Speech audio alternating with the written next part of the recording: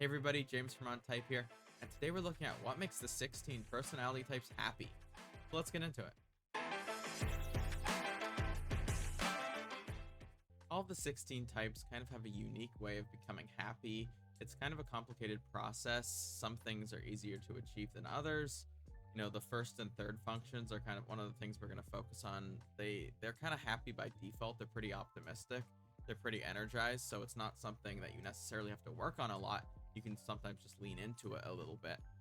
But that comprehensive happiness that comes from all the sides of the mind, it's a bit harder to achieve. And so we'll kind of go through each personality type talking about it. INFJs are often happy processing their plans and their future. They have introverted intuition hero. They're happy just doing that. They can process it with their TI logic. And, they're going to have a happy day. They can enjoy that. They can enjoy things like freedom, creativity, and hope. Using that function, introverted intuition, which looks into your own future. It looks into what you're going to do, who you're going to be, and it can kind of imagine those scenarios in a pretty optimistic way. It can enjoy being creative with that. Ooh, what can I do here? I can do this, I can do that. And just that freedom to do anything. I can try this, I can try that. That can perspective definitely just makes INFJs pretty happy by default. But there's some extra things that they can do to work on that. They'll want to, connect with people as well with their FE parent and not be too isolated. INFJs don't want to only spend time thinking about what they're going to do in their plans, because they actually have to execute those plans in reality to kind of make it happen and have the fantasy come to life. And they also want to connect with people because they still have that extroverted feeling parent that wants to connect and have close relationships. So they don't want to ignore that entirely. And eventually they want to overcome that fear of failure, fear of things not going the way they imagine, and that's kind of general skill anxiety about performance, and eventually, do the things that they want to do, execute the things they want to do, show people the creations they made or what they've done. So that's kind of an important development process for INFJs. Then we have ENFJs. ENFJs a little bit different. They're pretty happy processing the feelings of others and the needs of others, right? They have extroverted feeling hero, extroverted sensing child, really optimistic function. So they don't mind just thinking about that, kind of like how INFJs think about their future. ENFJs like to think about how other people feel, and other people, are going to like this, and, other people are going to have a good experience with this. And so they can make their own plans about what they're going to do that's going to positively affect other people. They enjoy things like giving, showing things to people, showing memes, showing, something funny, a new show, and just giving things in general. They're very generous as well because they like to make people happy, and that's kind of an energetic process for them, and just general connection. But if they want to be happier on another level, they also have to mediate that with some independent plans as well to be fulfilled.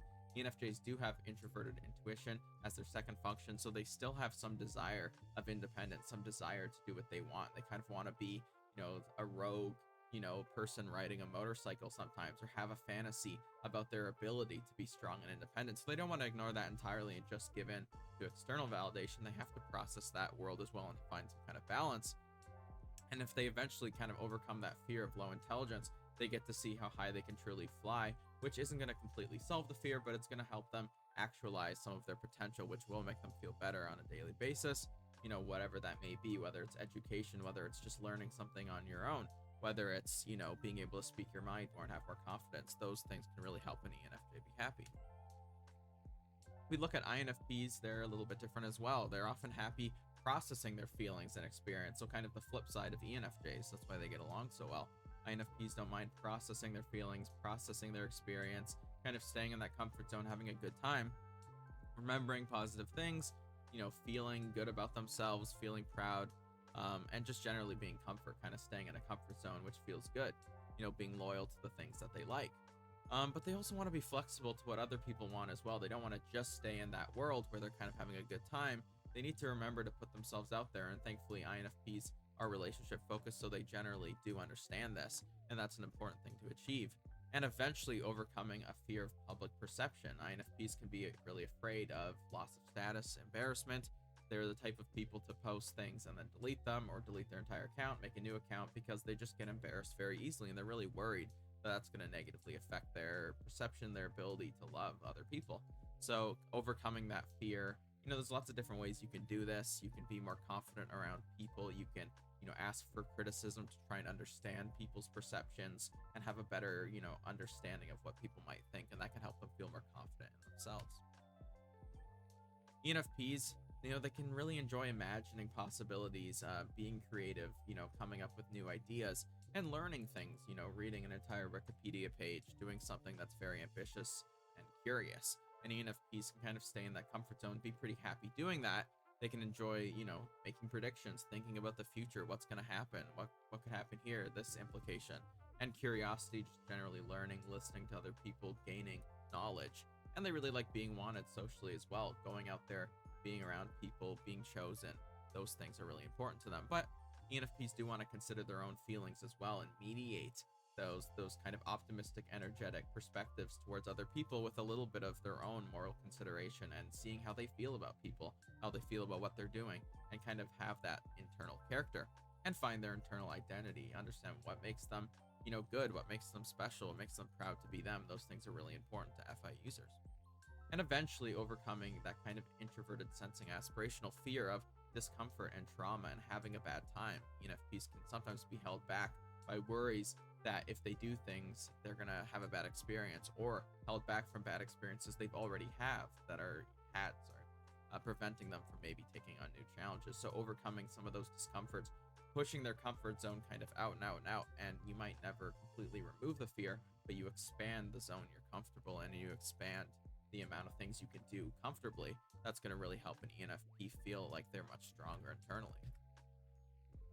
And we have INTJs. INTJs are often planning and feeling. So kind of like INFJs, often planning, thinking of the future, strategizing, being hopeful, decisive, all these things. They also supplement that with some introverted feeling where they, formulate their opinions, who they like, what they dislike, how they feel about things, how they feel about themselves, if they like themselves.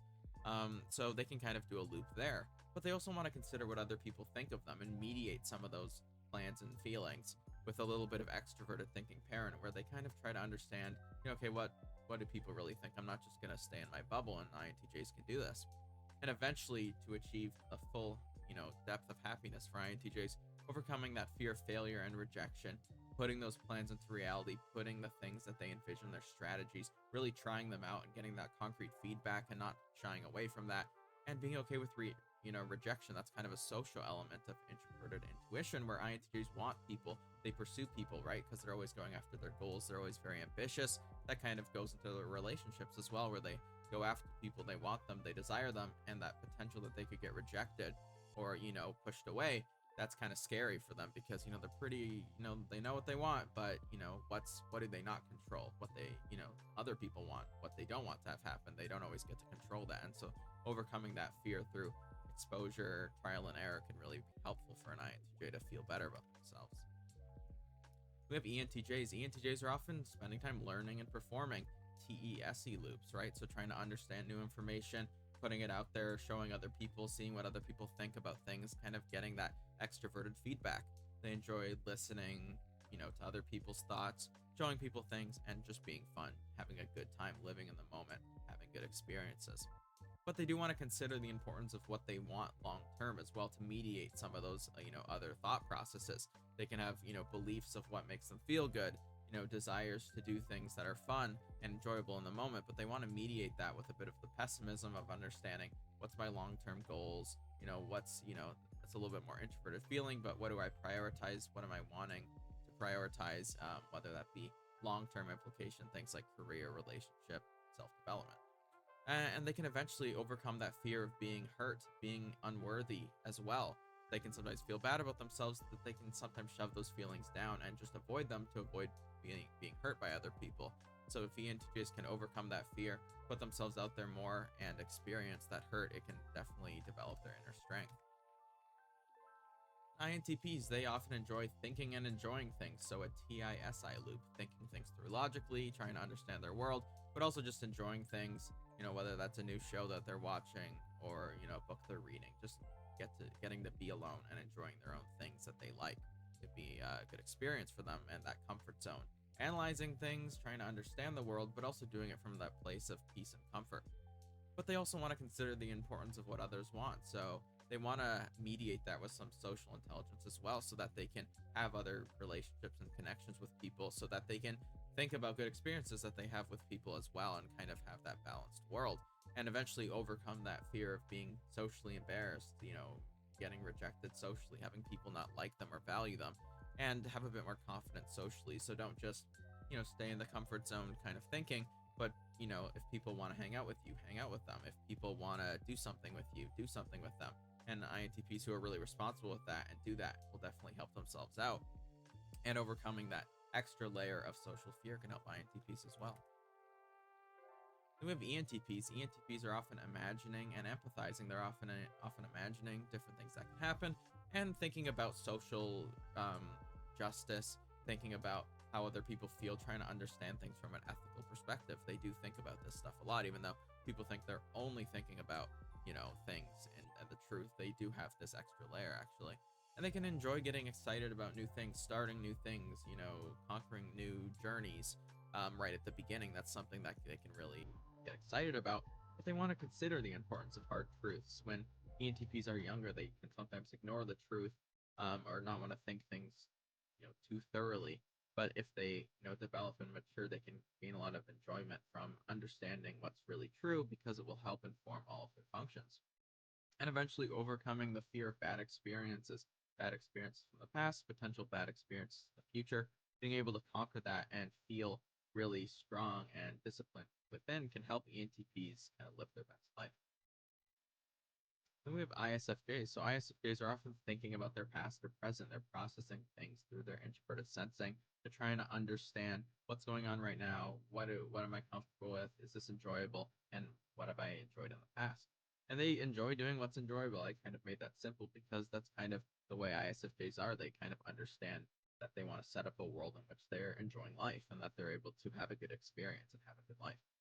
But they also want to consider the importance of their social connections as well. When they're young, they can sometimes ignore these, just having a good time, but they want to, consider those implications and eventually overcome the fear of being unwanted by other people. They can sometimes, be afraid of the future, be afraid of what's going to happen. Oh, this person's going to do this person isn't going to want me. And so overcoming that fear and having a bit more confidence can help ISFJs feel, as happy as possible. We have ESFJs. ESFJs, they're thinking about other people primarily, and they're kind of have an FE and E loop, and they can enjoy doing what other people want. So it's that loop of helping people, doing what people want, giving people what they want, gift giving. This person's gonna want to do this. This person's gonna have, a good feeling if I do this, and trying to understand how they can use those functions together. But it needs to be mediated as well with the importance of their needs in their life so that they can make that sustainable and help people and eventually overcome the fear of being wrong and being able to speak their mind a little bit more and think things through and not just avoid the information and avoid sources, but actually kind of process them and make them feel better about themselves.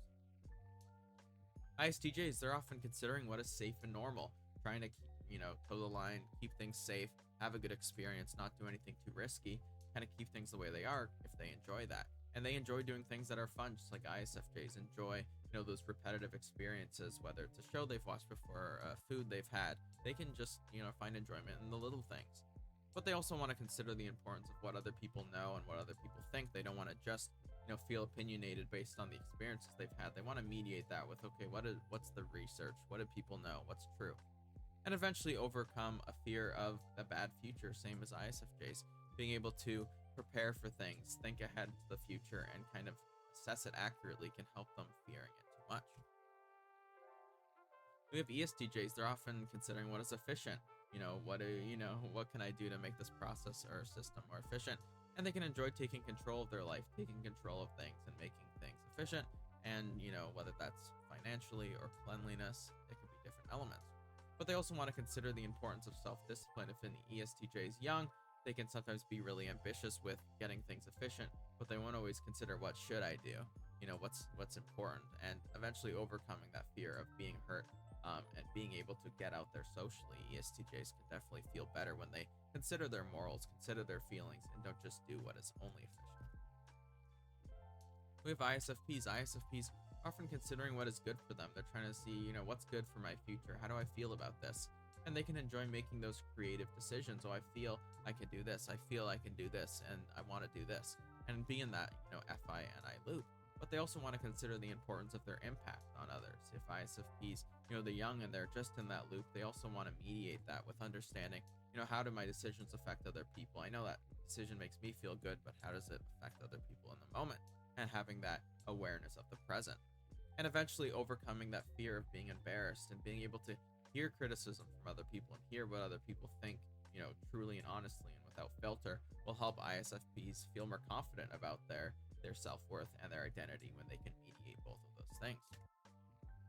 And we have ESFPs. ESFPs, they're often considering what is memorable or fun, trying to understand what experiences they can give others to, give them a good time and be remembered positively. And some of that comes from sharing their beliefs and sharing their ideas and listening to what other people think and being in that curious zone. But they also want to consider the importance of introspecting their feelings as well, not just understanding what other people are going to enjoy and think about things, but also trying to understand what they feel about things and how they feel about things and what their true opinion is. Eventually overcome that fear of making the wrong choice. ESFPs are really optimistic with the moment, giving good experiences, sharing good experiences. So the idea of necessarily making an independent choice, while they want to have that freedom to make it when they want to, it can sometimes be something avoided for the present moment. And that's something, those long-term implications and plans want to be considered. And then we have ISTPs. ISTPs, they're often considering what is true, what's smart to do, what smart decisions they can make, and figuring out what makes sense. And they can enjoy having those independent thoughts and having that independent world where they do things they want to do and take some risks. But they want to consider the importance of their impact. How is this affecting people around me? Am I doing something that's giving people a better experience, to try and mediate those, internal processes? And eventually overcome that fear of being disliked, being able to, try to help people to get that positive feedback, not avoiding other people, and being able to go out of their comfort zone a little bit and establish more relationships can help them feel better about themselves. We have ESTPs. ESTPs are often considering what other people are doing, trying to understand what others are doing, and get that information about what's normal. And they can really enjoy being the center of attention, being able to put on a show, make someone laugh, say what they think loudly. They can really enjoy being heard by other people and having that kind of explosive behavior that's really entertaining. And they also want to consider the importance of the truth as well. ESTPs, if they're young, sometimes they just are in that loop of, social relationships and giving everyone a good time. They might not consider their own ideas. And they eventually overcome that fear of their own future, so that apprehensive behavior, kind of like ESFPs have. And they want to eventually overcome that fear of the future, that apprehensive, notion that things could go wrong, and be able to make their own decisions and kind of have certainty with their plans for the long term. So I hope this explains a little bit about what makes the 16 types happier, what makes them kind of happy by default, and some things that they can think about as well to become even happier. And I hope you all enjoyed, and please leave a comment down below and subscribe as well, and have a great day.